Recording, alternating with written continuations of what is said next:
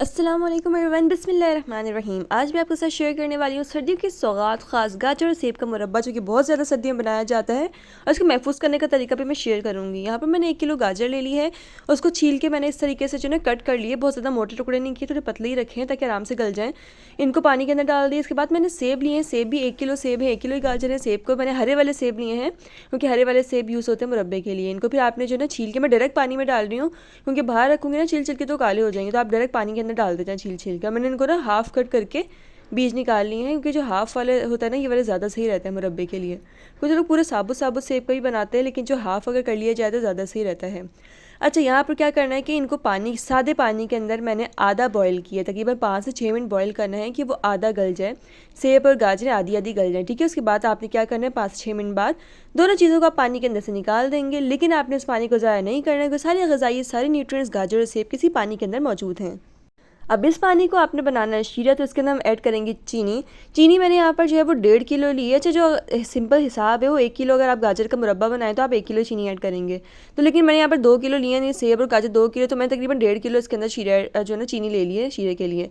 उसके बाद यहाँ पर 4 से 5 इलायची ली है, जिसको मैंने खोल के जो है ना ये तोड़ के डाला है। ठीक है, उसके बाद यहाँ पर मैंने 1 टुकड़ा दालचीनी का डाला है क्योंकि दालचीनी की जो खुशबू बहुत प्यारी आती है, लेकिन ये ऑप्शनल है। आप नहीं, आपको दालचीनी की टेस्ट पसंद, खुशबू नहीं पसंद, आप मत डालिए, स्किप कर दें इसको। ठीक है, यहाँ आपने शीरे को पकाना है। अब मेन चीज़ जो मैं आपको बताती हूँ जिससे आपका ना शीरा जमेगा ना ख़राब होगा, यहाँ मैं ऐड कर रही हूँ 1 बड़े नींबू का रस, और छोटे नींबू है तो 2 नींबू का रस आप इसके अंदर ऐड कर देंगे। यहाँ शीरा जो है वो तकरीबन आधा पका, देखिए अभी गाढ़ा नहीं हुआ है पूरा। इस स्टेज पर आपने इसके अंदर ऐड करनी है गाजरें। गाजरों को ऐड करके और सेब को ऐड करके, जो हमने निकाल के रखा था पानी में से आधे बॉईल कर लिए थे, इनको आपने शीरे के अंदर डालना है।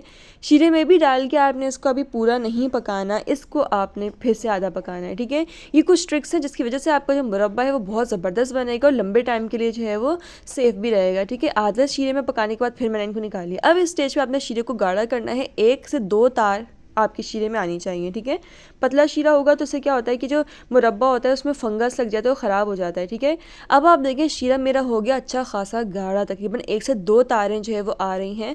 बिल्कुल आपका शीरा गाढ़ा होना चाहिए, सही वाला गाढ़ा। पतला होगा तो क्या होगा कि वो ख़राब हो जाएगा, फंगस लग जाएगा आपकी मुरब्बे को।